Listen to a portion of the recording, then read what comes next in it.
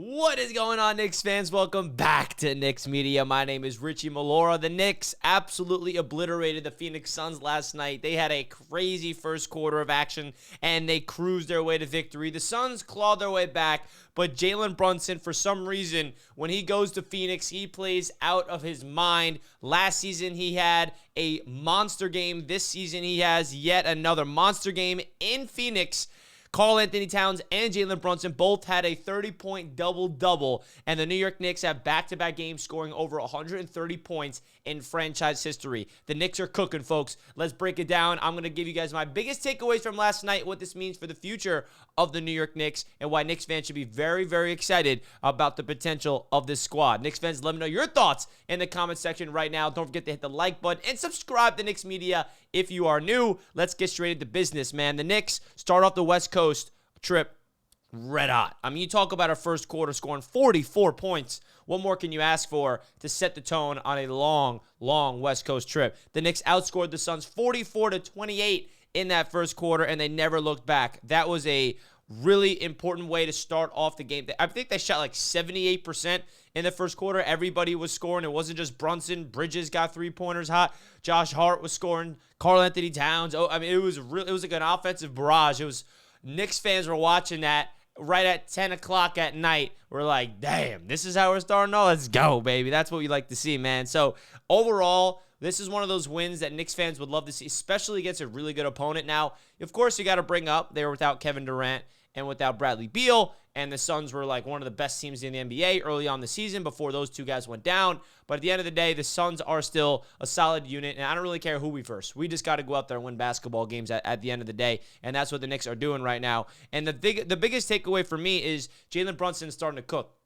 And I feel like Brunson has been trying to figure out who he is as the captain of this Knicks team. Is he more of a pass-first guy? Is he a scorer? Because he's getting used to Cat. He's getting used to OG and Bridges. And I felt like these last few weeks, Jalen Brunson kind of became more of a floor general and been really like selfless, just passing and not really looking for his shot. And I think that's kind of opened up his offensive game now, where he's getting more aggressive. The shots are falling, and now he's getting double-doubles. I mean, 36 points, 10 assists on an efficient 12 of 21 from the field, 7 of 11 from downtown. I mean, that's the Jalen Brunson we all fell in love with, man. And this is what we can expect from Jalen Brunson. When JB gets cooking, man, and Cat still plays at the level that he's playing, I promise you, this Knicks team is going to be hard to beat, and I cannot wait to see them continue to develop chemistry. Karl-Anthony Towns, what more can you say? Do you guys know that Cat is having the best start of his career?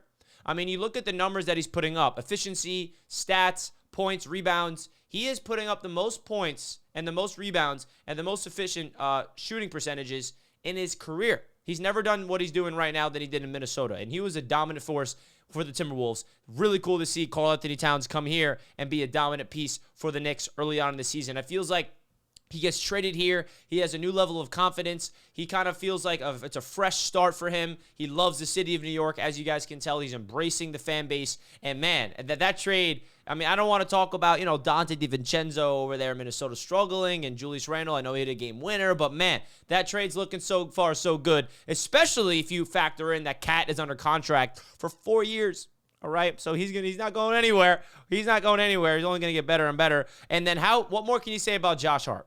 I mean, Josh Hart is just, I love watching him play basketball. There was a sequence that Josh Hart had, man, where he just like picked someone's pocket, went down the floor, didn't want to pass it, and just got the layup down low. He is gritty, and Josh Hart's also having a career season. I mean, he's scoring at a high efficiency. 19 points from Josh Hart, 11 rebounds, 6 assists, 8 of 11 from the field, and 3 steals for Josh Hart. He is the glue. He's the reason why the Knicks are able to do what they do at a high level. He gets the rebounds. He pushes the pace. He plays defense. He plays hard. He also sets the tone for the rest of the team. I think it's contagious for the rest of the team around him when you watch what Josh Hart does. And then Mikal Bridges, 16 points and an efficient 50% from the field. OG Anunoby with 14 points and 7 rebounds. Cameron Payne, the energizer off the bench. He had a great sequence where he hit a three-pointer and then got the steal, found Jericho Sims for the slam. Speaking of Jericho Sims, 13 minutes off the bench, 4 points, 6 rebounds. Tyler Kolek with 11 minutes off the bench. I mean, the Knicks are really finding their rhythm right now, and this is without Deuce McBride. This is without Precious Achiuwa. This is without Mitchell Robinson, okay? Let me just add that context real quick, that the Knicks are getting better and better, and I feel like now we're finally seeing the full potential of this Knicks team when their chemistry comes together. And you see the starting five, they're playing so in sync. Off-ball movement, backdoor cuts, making the extra pass, just finding the player that's cutting. It just feels like the offense is now getting their flow-like state get there. And the fact that they scored 134 points against the Wizards, 138 points against the Suns back-to-back nights, that tells you that this is today's NBA, and you got to be able to score.